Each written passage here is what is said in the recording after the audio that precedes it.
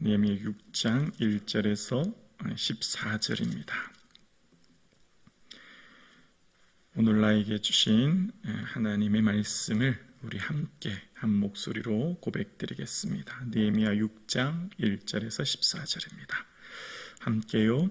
산발랏과 도비아와 아라비아 사람 게셈과 그 나머지 우리의 원수들이 내가 성벽을 건축하여 허물어진 틈을 남기지 아니하였다함을 들었는데 그때는 내가 아직 성문에 문짝을 달지 못한 때였더라.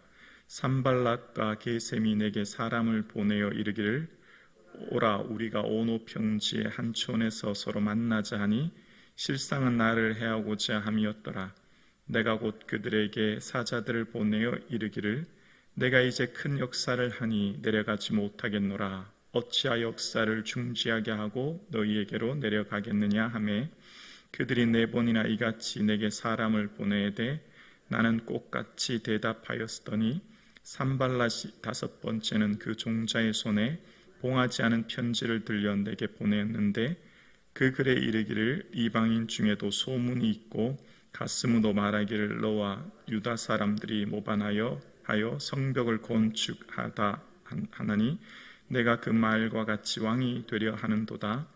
또 내가 선지자들을 세워 예루살렘에서 너를 들어 선전하기를 유다의 왕이 있다 하게 하였으니 지금 이 말이 왕에게 들릴지라.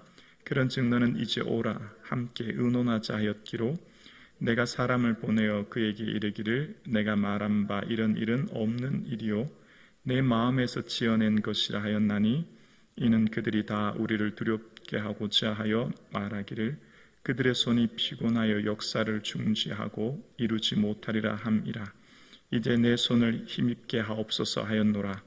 이후에 무엘다벨의 손자 들야의 아들 스마야가 드문 불출하기로 내가 그 집에 가니 그가 이르기를 그들이 너를 죽이러 올 터이니 우리가 하나님의 전에 가서 외소 안에 머물고 그 문을 닫자 저들이 반드시 밤에 와서 너를 죽이리라 하기로 내가 이르기를 나 같은 자가 어찌 도망하여 나 같은 몸이면 누가 외소에 들어가서 생명을 보존하겠다 하겠느냐 나는 들어가지 않겠노라 하고 깨달은즉 그는 하나님께서 보내신 바가 아니요 도비아와 산발렉의 뇌물을 받고 내게 이런 예언을 함이라.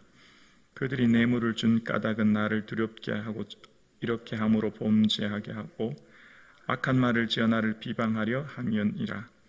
내 하나님이여 도비아와 산발락과 여선지자 노다야와 그 남은 선지자들 곧 나를 두렵게 하고자 한 자들의 소행을 기억하옵소서 하였노라. 아멘.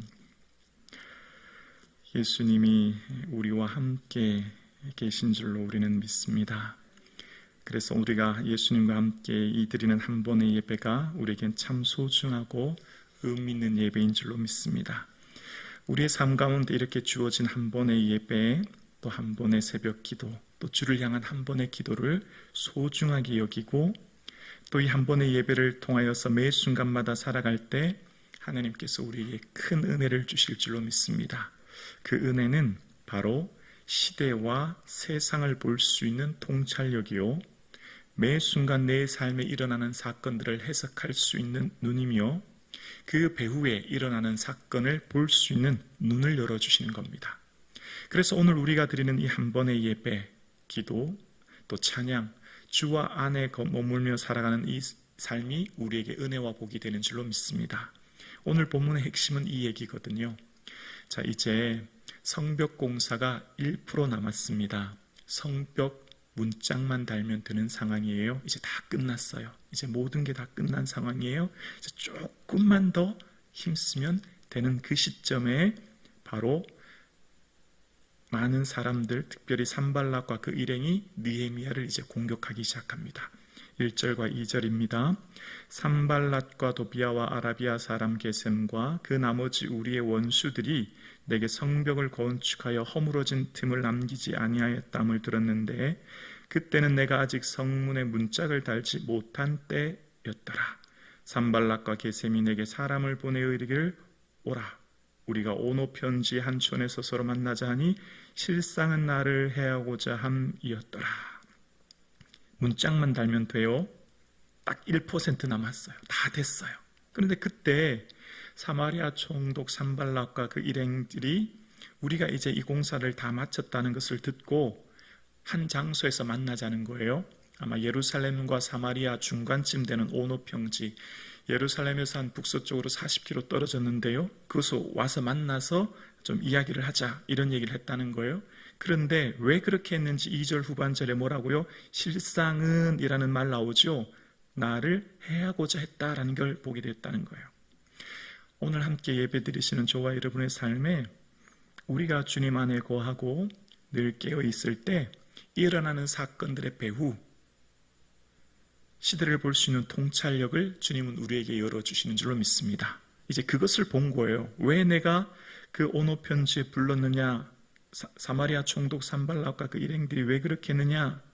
왜냐하면 이스라엘 영토 밖으로 유인하여 나를 끌어내서 해하고자 한다는 것을 봤다는 겁니다. 지금 산발락이 이 모든 공사가 완성되어 가는 것을 듣고 그를 유인하는 유인책에 그는 속지 않았다는 거예요. 왜 그렇게 했는지 이유를 이제 3절에 이야기합니다.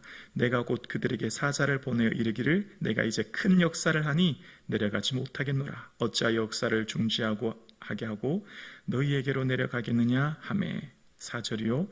그들이 4번이나 이같이 내게 사람을 보내어 나는 꽃같이 대답하였더니 3절에 내가 이 큰 역사를 하니라는 말 보이시죠? 이 큰 역사에게 이 큰 역사에 밑줄 그시겠어요?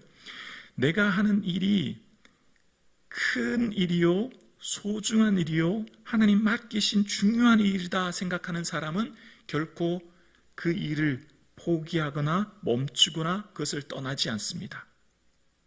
지금 내가 하는 일이 하찮고 보잘것없다 생각하는 사람은 그 일을 대충하고 그 일을 중도에 포기하고 떠날 수 있지만 내가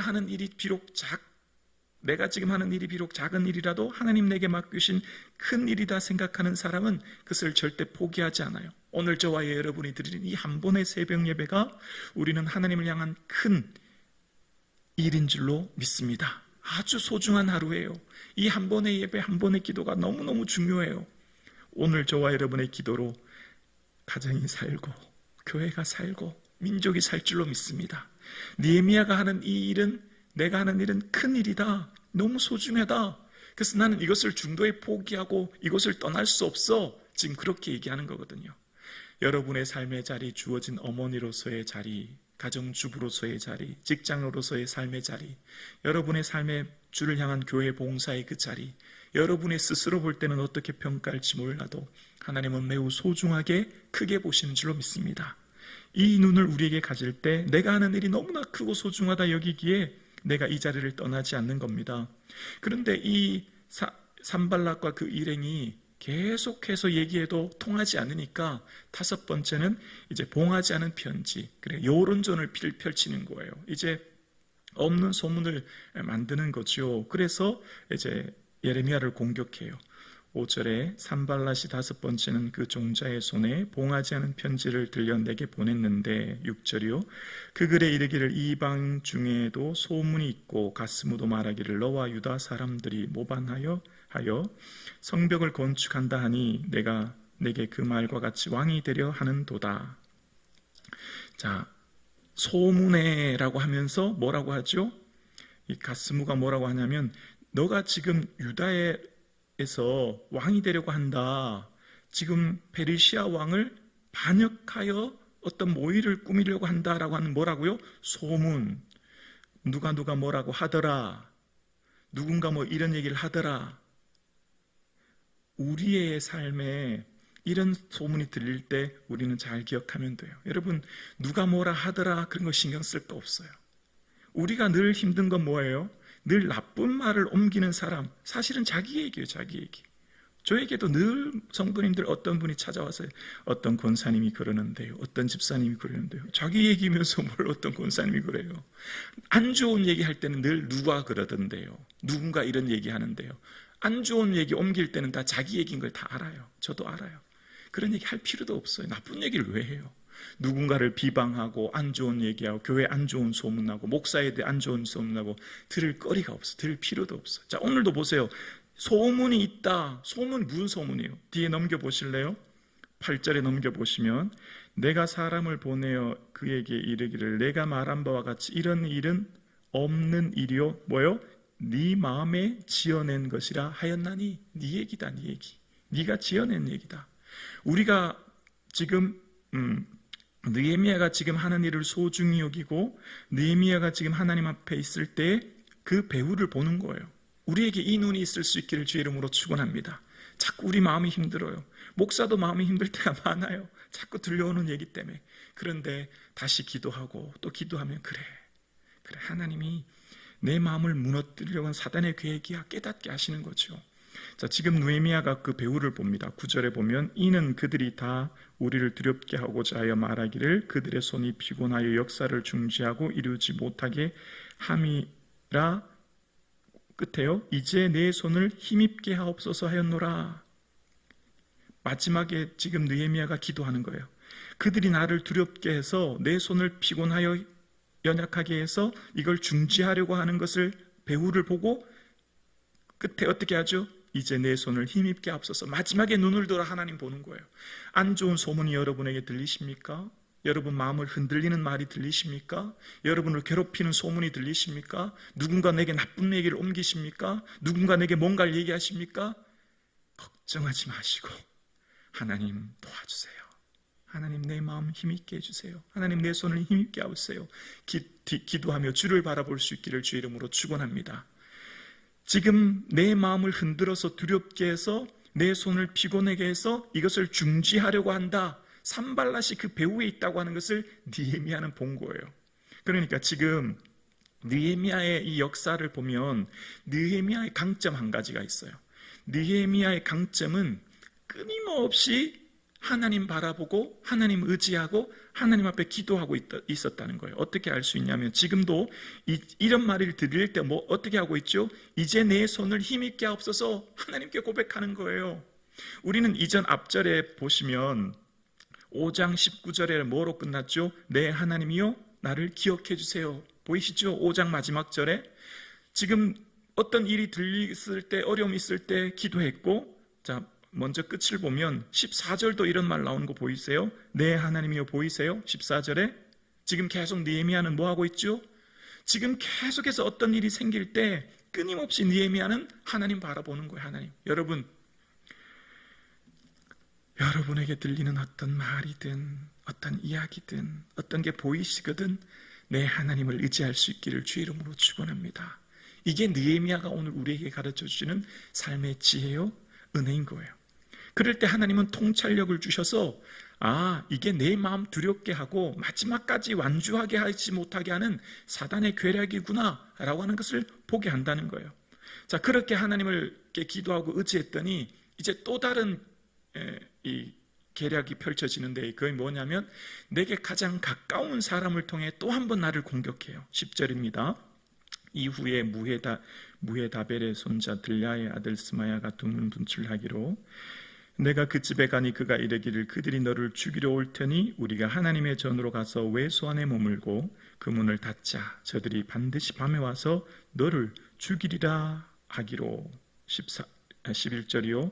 내게 이르기를 나 같은 자가 어찌 도망하며 나 같은 몸이면 누가 외소에 들어가서 생명을 보존하겠느냐. 나는 들어가지 않겠노라 하고. 자, 지금 스마야는 예언자인데 느헤미야와 가까운 예언자가 지금 얘기하는 거예요. 빨리 피해라. 밤에 기습 공격해서 암살 자객이 너를 죽이러 오니까 빨리 피해야 된다. 지금 피할 곳은 성전이다. 성전으로 가서 내 몸을 숨기지 않으면 부지불식간에 누군가가 내 생명을 죽이러 올 거다. 너무나 두렵고 충격적인 얘기를 하는 거예요. 그래 느헤미야가 뭐라고 하죠? 나 같은 자가 나는 절대 성전에 갈 수 없다. 왜 그렇게 얘기했을까요? 민수기 18장에 보면 성전은 제사장만 갈 수 있는 곳이죠. 레위인도 성전 안으로는 갈 수 없는 거예요. 하나님이 구별한 사람만 갈 수 있는 것입니다. 그러니까 느헤미야는 지금 나는 결코 그 율법에 기록된 것들 범하지 않겠다라고 이야기해요. 그러면서 느헤미야가 또 깨달아요. 이렇게 한 것 깨닫게 되는 은혜를 주시는 거예요. 12절 보실래요? 깨달은즉 보이시죠? 깨달은즉 그는 하나님께서 보내신 바가 아니라 도비야와 산발락에게 뇌물을 받고 내게 이런 예언을 함이라. 13절이요. 그들이 뇌물을 준 까닭은 나를 두렵게 하고 이렇게 함으로 범죄하게 하고 악한 말을 지어 나를 비방하려 함이었느니라. 깨달았게 되었다는 거예요. 하나님 앞에 늘 기도하고 주의 은혜를 사모하고 늘 주를 바라보는 자는 시대를 볼 수 있는 통찰력, 어떤 사건을 해석할 수 있는 눈, 어떤 이야기가 들렸을 때 그 배우를 볼 수 있는 깨달음을 우리에게 주실 줄로 믿습니다. 지금 가장 가까이 있는 예언자 스마야가 한 말이 그것은 깨닫게 해주셨는데 이 스마야도 뇌물을 받고 이렇게 했구나. 지금 유다 총독인 느헤미야가 이후에 이런 소문을 듣고 성전에 들어갔을 때 흠이 생기고 어려움이 생겨서 느헤미야에게 문제 흠잡히는 이야기를 만들려고 하기 위한 비방이라는 것을 보게 되었다라는 것입니다. 압달락에서는 어떤 비방이었죠? 왕이 되기로 했다. 그리고 소문. 여러분 당시 강대국, 모든 강대국 페르시아도 마찬가지고 무자비하게 절대 자비를 베푸지 않은 한 가지는 반역입니다. 반역. 반란을 일으키면 그 안에 있는 지도자와 함께 그 백성들을 다 몰살시키는 게 당시 모든 강대국의 정책이에요. 그러니까 지금 느헤미야가 왕이 되려고 했다 소문이 나서 페르시아 왕이 그 얘기 들으면 느헤미야뿐만 아니라 그 성에 있는 모든 사람들이 죽을 수 있는 두려움을 헛소문을 퍼뜨린 거지요. 이 얘기를 예루살렘에 살고 있는 사람들이 이 소문을 들으면 두렵게 되지 않습니까? 느헤미야가 왕이 되려고 했대. 지난번에 소와 양과 닭을 주로 집에 잔치를 베푼 거 다 민심을 이용해서 왕이 되려고 했대. 이런 소문이 나면 그 성에 있던 사람들도 두려워집니다. 어느 순간 페르시아 왕이 군사를 보내서 우리를 몰살시킬 수 있다는 두려움이 생기는 거예요. 지금 다 누가 만든 거라고요? 산발락과 그 일행이 거짓 소문을 지금 퍼뜨리고 있는 거예요. 근데 느헤미야는 어떻게 하죠? 깨닫게 되었다는 거예요. 알게 되었다는 거예요. 그 핵심은 나를 두렵게 하기 위한 것이라는 겁니다. 사단의 괴력은 두려움이에요. 사단은 우리를 해하지 못해요. 그런데 고도의 심리전을 펼치는 거죠. 늘 우리의 마음 흔드는 게 사단의 괴력이에요. 자, 그때 느헤미야가 어떻게 하죠? 14절입니다. 내 하나님이여 도비야와 산발락과 여선지자 노아다와 그 남은 선지자들이 곧 나를 두렵게 하고자 한 자들의 소행을 기억하옵소서 하였노라. 아멘. 우리에게 두렵게 하는 말이 들리고 내 앞에 두려운 것들이 보이고 내 인생의 미래가 두려운 것들이 자꾸 생각난다면 내 하나님을 의지할 수 있기를 주 이름으로 축원합니다. 하나님이 우리의 아버지세요. 사랑하는 성도님, 하나님이 우리를 결코 그냥 두지 않으세요. 걱정하지 마세요. 하나님께서 나와 내 가정, 자녀들 지금 당장 문제가 풀리지 않아 내 마음이 염려가 되고 불안하고 두려우세요? 하나님 바라볼 수 있기를 주 이름으로 축원합니다. 두렵게 하여서 예배의 자리를, 봉사의 자리, 기도의 자리, 주를 향한 헌신의 자리를 멈추게 하는 게 사단의 계략이에요. 지금 다 끝났어요. 1% 남았어요. 성문장만 달면 돼요. 그런데 마지막까지 완주하지 못하게 결국은 포기하고 좌절하게 만드는 사단의 괴락을 볼 수 있는 이 지혜가 저와 여러분에게 있기를 주님의 이름으로 축원합니다.